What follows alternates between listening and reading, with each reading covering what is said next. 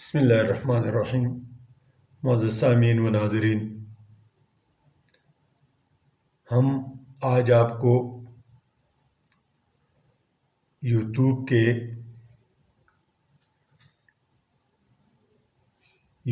کے 5 فائدے اور 1 نقصان بتاتے ہیں۔ اللہ رب العزت نے انسان کو جو سہولیات اور نعمتیں عطا کی ہے، ان میں جو جدید مواصلاتی نظام، یہ بھی اللہ کی بہت بڑی نعمت ہے۔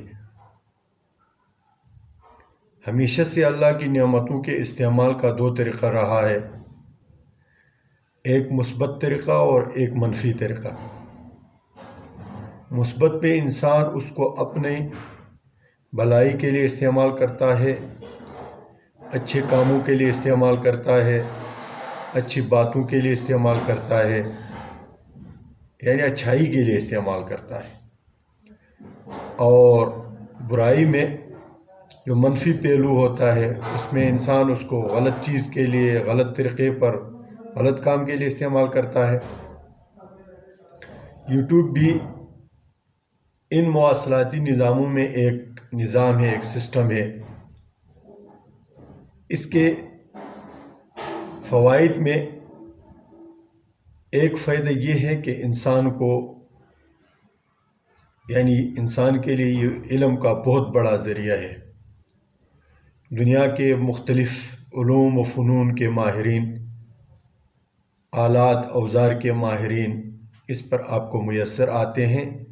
آپ جس جہت سے بھی، جس پہلو پر بھی کوئی معلومات چاہتے ہو تو آپ اس کو سرچ کر کے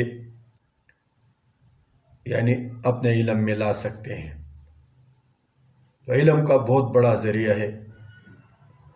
دوسرا اس کا پہلو اور فائدہ یہ ہے کہ آدمی اپنی بات، چاہے وہ دینی ہے، چاہے وہ تجارتی ہے، چاہے وہ کسی بھی حوالے سے ہے، وہ آپ دوسروں اور لاکھوں انسانوں تک پہنچانے کے لیے ایک بہترین پلیٹ فارم ہے۔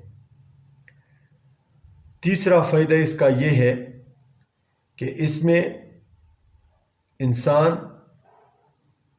بولنے کی اور کسی کو اپنی بات سمجھانے کی صلاحیت حاصل کرتا ہے، سیکھتا بھی ہے، اور بات کرنا اور دوسروں تک پہنچانے کا جو ذریعہ ہے وہ بھی حاصل کر سکتا ہے۔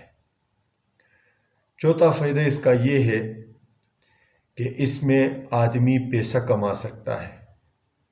اگر کوئی اپنا چینل بنائے، پھر اس میں محنت کرے، ایڈیٹنگ سیکھے، ایڈٹ کر کے ویڈیوز کو آگے اپلوڈ کرے، لوگوں تک اپنے بات پہنچائے، تو اس سے آپ کو پیسہ بھی ملتا ہے۔ نقصان یہ ہے کہ یہ چونکہ جہاں پر یہ علم کا بہت بڑا خزانہ ہے، وہاں پر اس میں مختلف فحاشی و عریانی اور مختلف قسم کے لوگ ہیں۔ دنیا کے ہر طبقہ فکر کے ساتھ تعلق رکھنے والے لوگ ہوتے ہیں۔ تو اس کا جو منفی استعمال ہے، یہ انسان کو بہت نقصان دہ بھی ہے۔ ہم اپنے ناظرین اور متعلقین سے یہ گزارش کرتے ہیں کہ اس کے منفی پہلو کو نظر انداز کر کے اس کے مثبت پہلو کو اور ان فوائد کو مد نظر رکھ کر اس کو استعمال کریں۔ اللہ تعالی ہمیں سمجھنے کی توفیق عنایت فرمائے۔ السلام علیکم ورحمۃ اللہ وبرکاتہ۔